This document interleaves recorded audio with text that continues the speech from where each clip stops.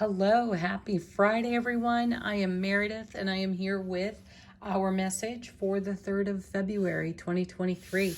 We're using Morgan Greer for our message. We started our week off with this deck. Why not bring it to a close with it? We have the sun in Aquarius, the moon in Cancer, and we have a full moon on Sunday in Leo. Get ready to frolic under that moon. Okay, let's get started. What are we encountering in the energy atmosphere today according to tarot? Our first card. Strength. Oh. I did a reading for someone yesterday and the strength card popped out. And she said, "Now there's the superhero card." Because it is our vulnerability. It is our courage to remain vulnerable no matter what comes before us. And it's that courage that'll turn us right into a superhero. To boldly, bravely, and in an inspired fashion, be you authentically. Be yourself authentically, unapologetically. Gosh, I just wanted to drop the F-bomb right there. Just be you. Let's see what strength connects to. Oh, the Hermit, 8 and 9 out of the major arcana, consecutive cards. You are on a quest and there is no stopping you. You are untamed, you are free, and you are wild within your own heart space. And you're holding up this lantern as a beacon for your own self, for your goal, for your direction, for your horizon, for whatever you've got in your heart. That's your quest. And my feeling here is in moments of self-doubt and or moments of criticism, self-criticism or criticism coming from somewhere else, we have strength. We have our inner strength. This is our guiding star even. So the Hermit card is appropriate here. Hold that lantern of light, your personal beacon, up for yourself no matter what darkness you face in the moment. Oh my goodness. And then the 7 of Wands. Valor in your victory, which is, again, what is valor? Valor is great courage, isn't it? So we start the reading off with great courage in the Strength card. Now we have the 7 of Wands. This card, as I've shared with you all many times here on the channel and in the readings, this was a card that vexed me a bit for a while because I consider the cards that come before and after whenever we turn over a tarot card. And the 6 of Wands obviously comes before the 7. 7 is all about bringing heaven to earth. And this is truly a message of having the valor to celebrate your victory. Meaning in the 6 of Wands, you have great victory, great success. And then along comes the 7 in traditional tarot. It's spoken of as a defensive card, or the need for protection, or some kind of guard or shield against or protecting the 6 wands that came before. And my feeling for that is that that's not exactly wild or untamed, liberated or free.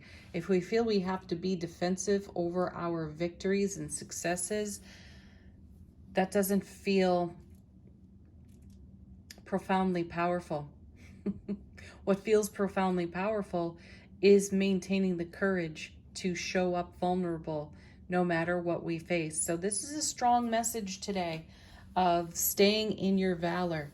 Gather up your courage to be your vulnerable, authentic self, undiluted, untamed, wild, free you. Whoa, love it. Yes. And now, oh, the Queen of Cups, how gorgeous. So here comes the Divine Feminine. This is some strong divine masculine energy popping out of the first 3 cards. Here's the Queen of Cups with her emotional maturity, her intuitive intellectualism even.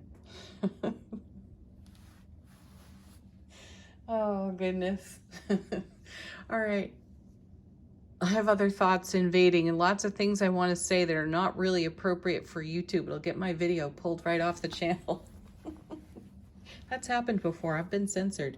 Anyway, here's our queen, emotionally awake, aware, alert, and intimate with her life, with her presence within her realm, her foundation sphere of influence, if you will. So she's following her intuitive know-how.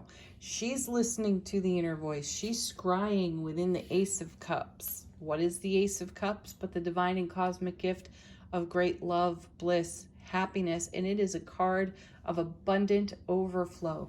So we have abundant overflow within our intuitive gifts. We know how to use our intuition in self-relationship to remain victorious, to engage our courage, our great valor, right, in the face of anything that comes before us. Let's see what's next. You know, everyone's looking left in this reading. So go to your divine feminine energies today. This is where you're going to find your great strength. How sweet is that? Next, we have two cards that came together. No wonder everybody's looking left. There's the Tower. These cards have all turned their back on the Tower. And, you know, that's beautiful, actually. Because we've walked away from this BS, haven't we? Whatever obstacle, whatever wall, whatever limitation showed up in our world in the form of the Tower, we've walked away from that. We have garnered our gains. We have picked up our staff and our lantern like the hermit, and we have journeyed onward in our vulnerability. The Tower can bring about tremendous vulnerability because it is seen as a fortress of some kind of protection. So what's behind the wall? That's what we all want to know. What's behind our own wall? Let's hold up this lantern. Let's take a look. Do we have a boundary? Have we set a limit? Are we responding profoundly to programming in the moment? Or are we listening to self-doubt, self-criticism? Perhaps. And if so, we know exactly what to do. Perfect. Here's the Eight of Cups. Run away. Run away. Oh, good old Monty Python. All right. Eight of Cups. It's walking toward, this is a card that moves on toward the Nine of Cups. Fulfillment, dreams coming true, wishes fulfilled, right? So the Eight of Cups is also a connection to the most recent eclipses. So go back to Scorpio season, check out your eclipse experiences, your eclipse energies, check up on your journaling, refresh yourself, and see what you have walked away from. Because the Eight of Cups is a card about being in the momentum of your emotional maturity. And it's an intuitive force that is guiding us to move in the direction that is away from that Tower. Do not attach to your Tower moments. Use them, leverage them, integrate them into something that works for you, that makes more of your dreams, your fulfillments, your strength, that makes more of your vulnerability even. The Suit of Cups is amazing in that it speaks to our emotional life and our emotional well-being. And that does take great strength to show up sovereign, in solidarity to self-relationship, and not apologize for it, to not be a people pleaser, to not make everything okay. This has been a decades-long lesson for me. And I'm excited about that because this is what inspires the quest to become more fulfilled in every now moment. And I don't mind if that makes me vulnerable to other people and their criticism and their doubts or their should list. See, that's where I want the F-bomb again. All right, bottom of the deck. What does the universe have to say about all of this? What's in the unseen? Oh, the devil. See, there it is. There's the potential self-doubt, self-criticism, or obstacle that we might find in our path today. How are you going to navigate your path today? Are you going to get bogged down by the details, the devil of the details? Are you going to get concerned with how things are going to happen, how things will unfold? Or are you going to yield to the wisdom of the divine and allow the divine to take care of how? And you instead stay vulnerably strong in your conviction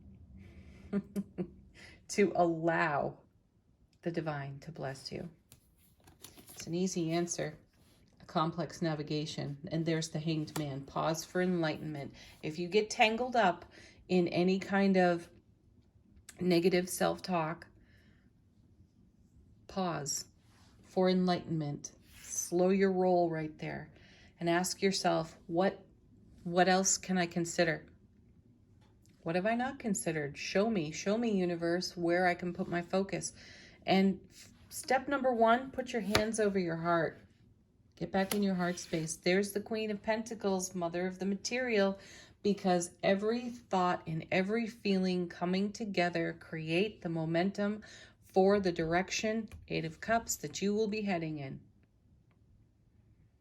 So choose wisely for yourself. And then fantastic, here comes the Emperor. And I love that they are squaring off and facing one another. You know, the Empress is all 4 queens rolled into one. The Emperor, all 4 kings rolled into one card. So here's the Emperor consulting the mother of the material aspect of his Empress, of his counterpart. What do you want to make out of what is before you in these now moments? How are you going to fulfill your dream? How are you going to walk toward your horizon? Again, 8 of Cups. In your current set of circumstances. So rise up in your Aries fire, Emperor, and go the distance. All right. Angel answers. Great time to ask a question of this deck. Great moment. Get confirmation out of these cards. We have a bunch of them on the floor right now. Let's see what we got. Perfect timing, divine allowing. Emphatic yes. If you believe, what do you believe? Is it worthy of your consideration right now? That is a connection, a confirmation even of the Tower. Is your belief a tower that needs to be torn down? And are you truly believing what you're nurturing or attempting to nurture within your heart space? Last one, get more information. Yeah, channel it. Queen of Cups, she's right there. Pay attention to your intuition.